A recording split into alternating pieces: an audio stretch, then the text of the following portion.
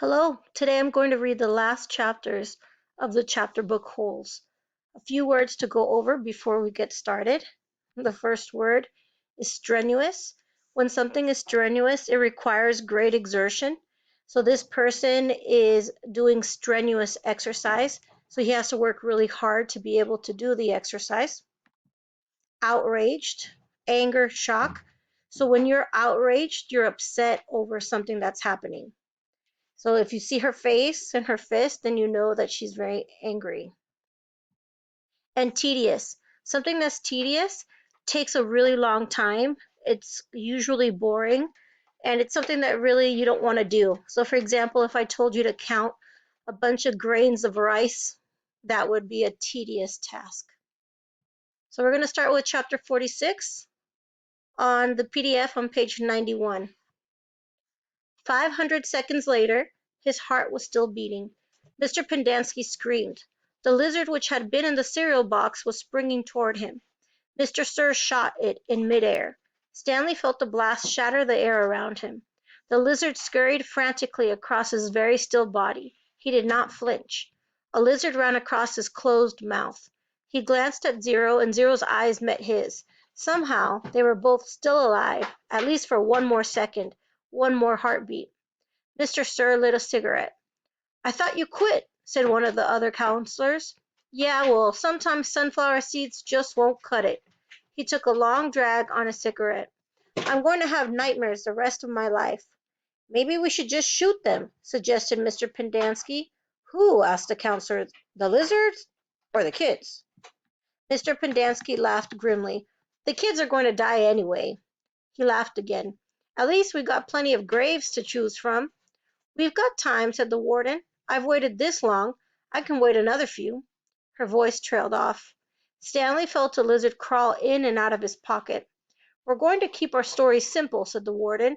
"That woman's going to ask a lot of questions. The AG will most likely initiate an investigation.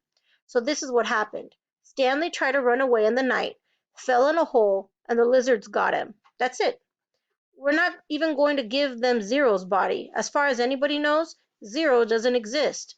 Like Mom said, we got plenty of graves to choose from."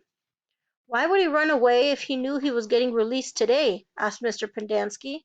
"Who knows? He's crazy. That was why we couldn't release him yesterday. He was delirious, and we had to keep watch over him so he wouldn't hurt himself or anybody else." "She's not going to like it," said Mr. Pendanski.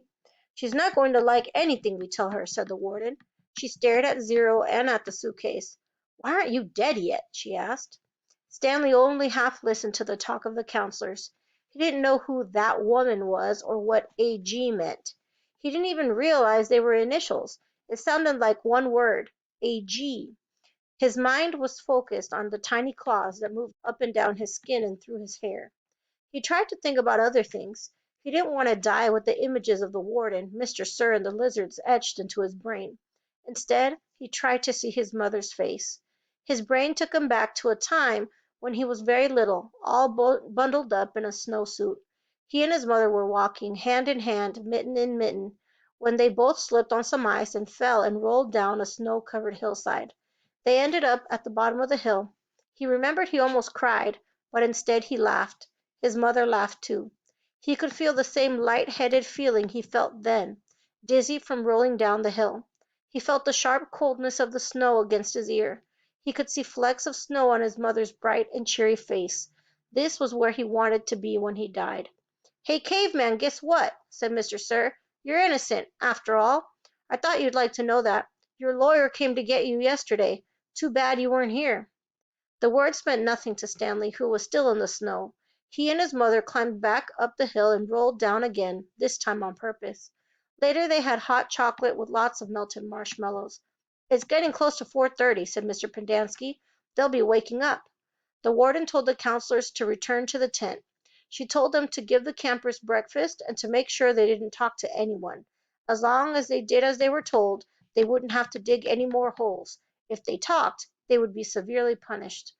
"How should we say that how should we say they will be punished?" one of the counselors asked. "Let them use their imaginations," said the warden. Stanley watched the counselors return to the tents, leaving only the warden and Mr. Sir behind. He knew the warden didn't care whether the campers dug any more holes or not. She'd found what she was looking for. He glanced at Zero. A lizard was perched on his shoulder. Zero remained perfectly still except for his right hand, which slowly formed into a fist. Then he raised his thumb, giving Stanley the thumbs up sign. Stanley thought back to what Mr. Sir had said to him earlier, and the bits of conversation he'd overheard. He tried to make sense out of it.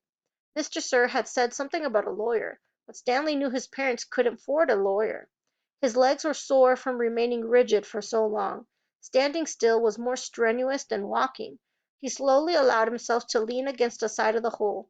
The lizards didn't seem to mind. Chapter 47. The sun was up and Stanley's heart was still beating. There were 8 lizards in the hole with him. Each one had exactly 11 yellow spots.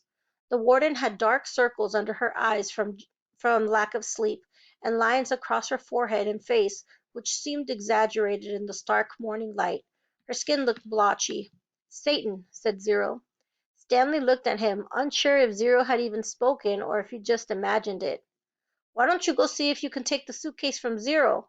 the warden suggested. "Yeah, right," said Mr. Sir. "The lizards obviously aren't hungry," said the warden. "Then you go get the suitcase," said Mr. Sir. They waited. "Say 10 Lee," said Zero. Some time later Stanley saw a tarantula crawl across the dirt, not too far from his hole. He had never seen a tarantula before, but there was no doubt what it was. He was momentarily fascinated by it as its big hairy body moved slowly and steadily along. "Look, a tarantula," said Mr. Sir, also fascinated. "I've never seen one," said the warden, "except in—" Stanley felt a sharp sting on the side of his neck. The lizard hadn't bitten him, however. It was merely pushing off. It leapt off Stanley's neck and pounced on the tarantula. The last Stanley saw of it was one hairy leg sticking out of the lizard's mouth. "Not hungry, huh?" said Mr. Sir. Stanley tried to return to the snow, but it was harder to get there when the sun was up. As the sun rose, the lizards moved lower in the hole, keeping mainly in the shade. They were no longer on his head and shoulders, but had moved down to his stomach, legs, and feet.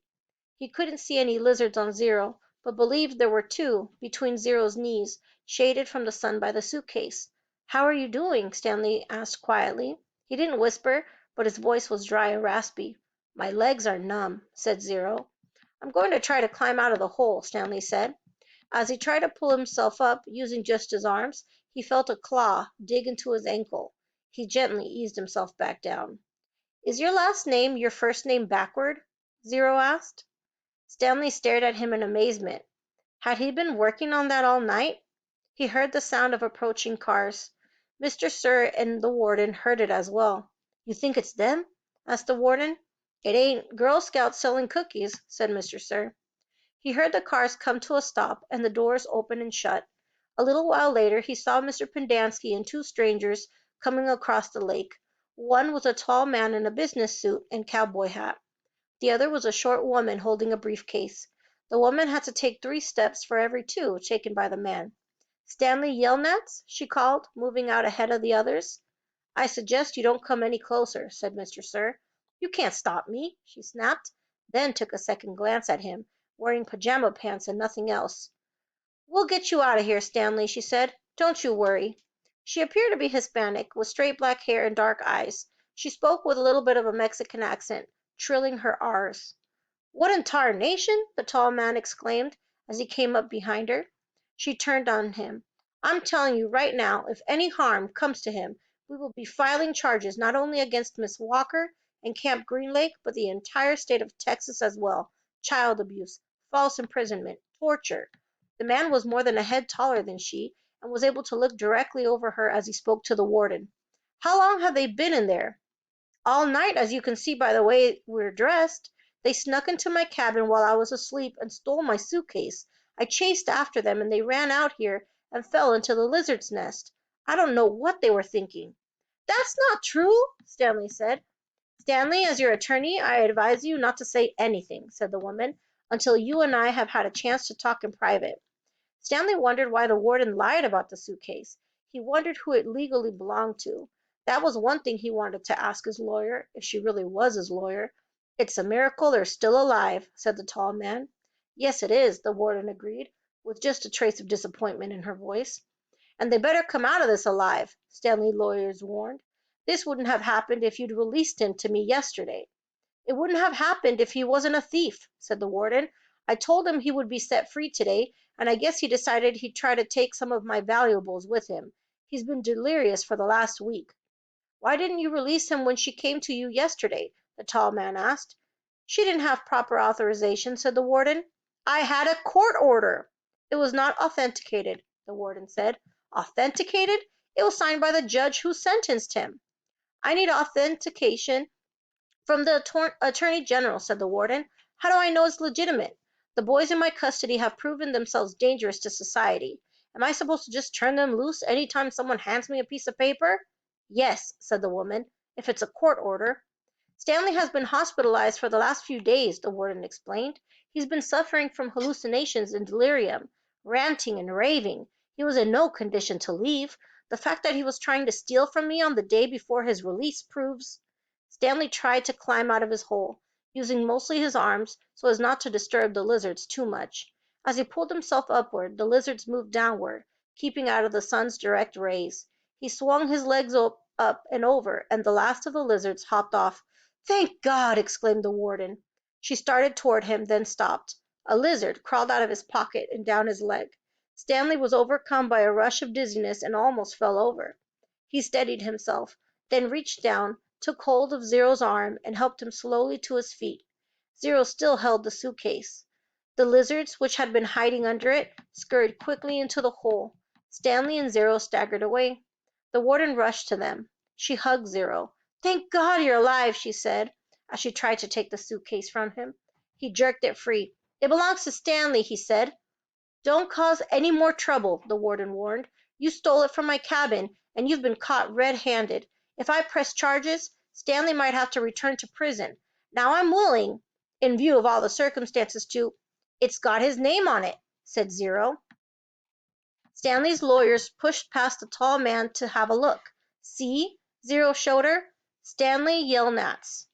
Stanley looked too. There, in big black letters, was Stanley Yelnats. The tall man looked over the heads of the others at the name of the suitcase. "You say he stole it from your cabin?" The warden stared at it in disbelief. "That's it's impossible." She couldn't even say it. Chapter 48.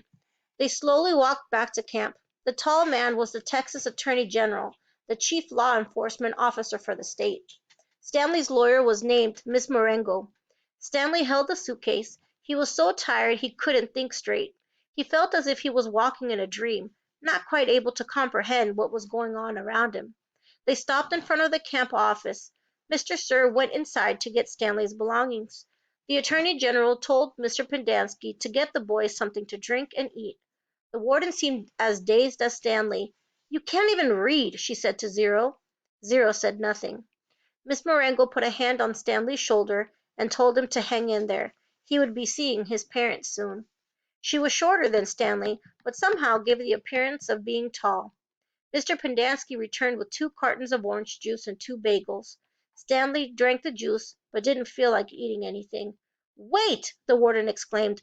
"I didn't say they stole the suitcase. It's his suitcase, obviously, but he put my things from my cabin inside it." "That isn't what you said earlier," said Miss Marengo. "What's in the suitcase?" the warden asked Stanley. "Tell us what's in it, then we'll open it and see." Stanley didn't know what to do. "Stanley, as your lawyer, I advise you not to open your suitcase," said Miss Marengo. "He has to open it," said the warden. "I have the right to check the personal property of any of the detainees. How do I know there aren't drugs or weapons in there? He stole a car, too. I've got witnesses." She was nearly hysterical. "He is no longer under your jurisdiction," said Stanley's lawyer. "He has not been officially released," said the warden. "Open the suitcase, Stanley." "Do not open it," said Stanley's lawyer. Stanley did nothing. Mr. Sir returned from the office with Stanley's backpack and clothes. The Attorney General handed Miss Marengo a sheet of paper. "You're free to go," he said to Stanley. "I know you're anxious to get out of here, so you can just keep the orange suit as a souvenir, or burn it, whatever you want. Good luck, Stanley." He reached out his hand to shake, but Miss Marengo hurried Stanley away. "Come on, Stanley," she said. "We have a lot to talk about." Stanley stopped and turned to look at Zero. He couldn't just leave him here.